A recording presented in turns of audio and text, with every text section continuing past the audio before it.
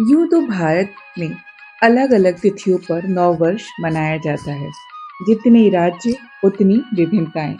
परंतु भारत के कुछ राज्यों में सूर्य की संक्रांति के साथ नया साल मनाया जाता है।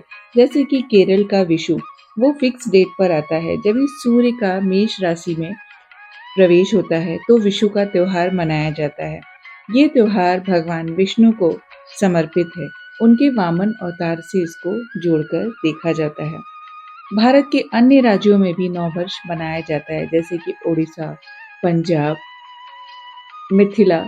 अलग-अलग राज्यों में अलग-अलग तरह से नववर्ष का स्वागत किया जाता है। जैसे ही चैत्र का महीना समाप्त होता है और बैसाख की शुरुआत होती है, फसलें लहलहा उठती हैं और इस समय जो हमारे देश में किसान, जिनको कि भगवान अन्नदाता के रूप में पूजा जाता है, वो लोग प्रभु का शुक्रिया करते हैं और खुशहाली से झूम उठते हैं।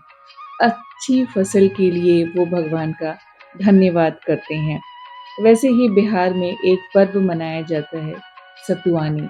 बैसाख का महीना आते ही गर्मियों की शुरुआत हो जाती है और सेहत को चुस्त-दुरुस्त और तंदुरुस्त रखने के लिए आपको सही भोजन करने की आवश्यकता होती है। यूँ तो बहुत सारे आपको आजकल डाइट ये वो दिखते रह परंतु प्राचीन काल से ही हमारे बिहार के ऐसे भोजन हैं, जिनसे कि आप एकदम स्वस्थ रह सकते हैं।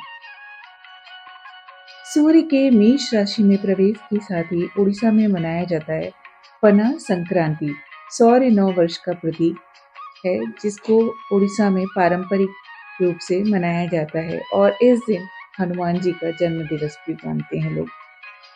यह दिन किसानों के लिए बहुत महत्वपूर्ण है, क्योंकि यह रबी की फसल की कटाई का समय होता है।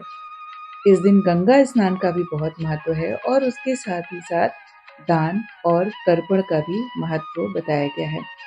पना एक विशेष पेय है और इसको आम, दूध, दही, नारियल सभी के साथ मिक्स करके बनाया जाता है। खास तौर पे जब सूर्य की संक्रांति होती है, तो उस दिन बेल की जो नई फसल आती है, उसकी शरबत बनाकर गरीबों में बाँटते हैं और कहते हैं कि इससे बहुत ज़्यादा प्रॉस्पेरिटी आती है। मिथिला प्रांत में इसे जुड़ शीतल के नाम से जाना जाता है और ये मिथिलांचल का नव वर्ष है।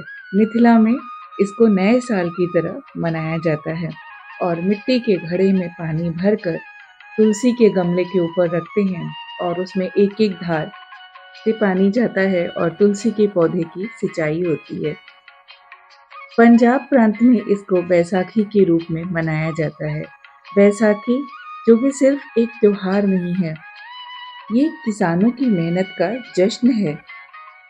रबी की फसलें और गेहूँ जब घर पे आता है, तो खुशियों से भर जाते हैं।